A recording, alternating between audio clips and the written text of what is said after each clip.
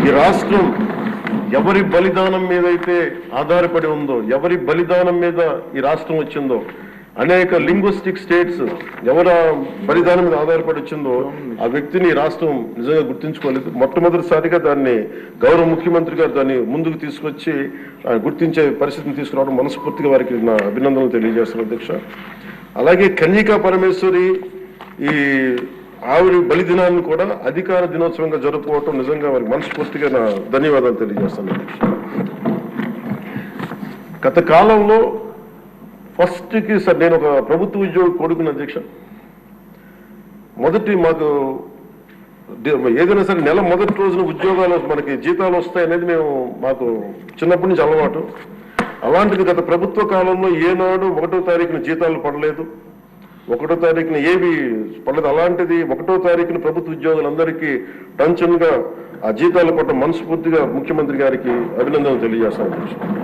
అలాగే 64 లక్షల మంది బెనిఫిషరీస్కి లబ్ధిదారులకి 4,000 చొప్పున వారికి 1000 రూపాయలు పెంచి మరి ఇవ్వడం మనస్ఫూర్తిగా వారికి నా అభినందనలు తెలియజేస్తాను. అది కూడా అందరూ వెళ్ళి వారి చేతికి అంటే దీనికి ఏ వ్యవస్థ అవసరం లేదు, ఉన్న వ్యవస్థని సమర్థవంతంగా వాడుకొని ఇంటికి క్యాష్ చేరవేయటం మనస్ఫూర్తిగా వారికి నా అభినందనలు తెలియజేస్తాను అధ్యక్ష.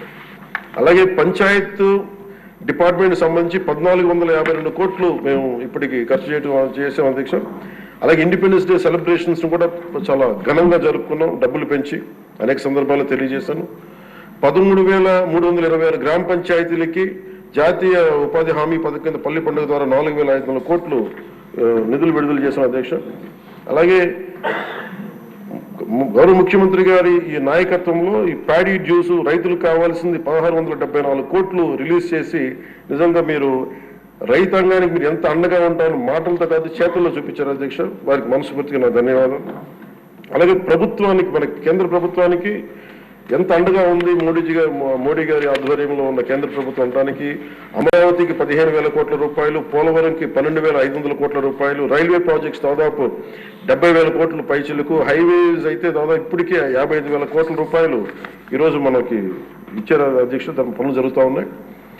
అలాగే ముఖ్యమంత్రి గారికి కూడా ముఖ్యంగా మిడ్ డే నేను అడిగింది ఏంటంటే ముఖ్యమంత్రి గారిని డొక్కా సీతమ్మ గారి పేరు ఏదన్నా పథకాన్ని క్యాంటీన్ పెట్టండి అంటే ఆయన ఏకంగా దీనిలో నారాయణ గారికి కూడా ముఖ్యమంత్రి గారు ప్రత్యేకంగా నా ధన్యవాదాలు తెలియజేస్తున్నాను అధ్యక్ష. మధ్యాహ్న భోజన పథకాన్ని విద్యార్థుల మధ్యాహ్న మిడ్ డే మీల్ స్కీమ్కి డొక్కా సీతమ్మ గారి పేరు పెట్టడం మనస్ఫూర్తిగా వారి చేతులెత్తి నేను నా మనస్ఫూర్తి గారికి కృతజ్ఞతలు తెలియజేస్తున్నాను అధ్యక్ష. అలాగే ఇలాంటి స్ఫూర్తి చూసి నాకు కూడా వ్యక్తిగతంగా ముఖ్యంగా ఆయన లీడర్షిప్ ఎబిలిటీ, ఒక క్రైసిస్ వచ్చినప్పుడు ఒక నాయకుడు ఎలా ఉండాలి, ఒక వరదలు వచ్చినప్పుడు ఎలా ఉన్నారనేది మనకి విజయవాడ బొడిమేరు వరదలప్పుడు అసలు ఆయన చూపించిన నాయకత్వ పటిమ ఇవన్నీ చాలా ఆదర్శనీయం అధ్యక్ష. మేము వెళ్ళి కాళ్ళు మన చొక్కా మడిచి ఆయన దిగి బురదలో నడిచి దిగి ఆయనకి అవసరం లేదు, ఆయన చేయించవచ్చు. ఒక కమాండ్ సెంటర్లో కూర్చొని చేయగలిగే సత్తా ఉండి కూడా మా అందరికీ ధైర్యం నింపడానికి, మా అందరికీ భరోసా నింపడానికి, ప్రజలకు ఆ భరోసా ఇవ్వడానికి ఆయన నడిపించిన తీరు యంత్రాంగాన్ని చాలా అభినందనీయం అధ్యక్ష.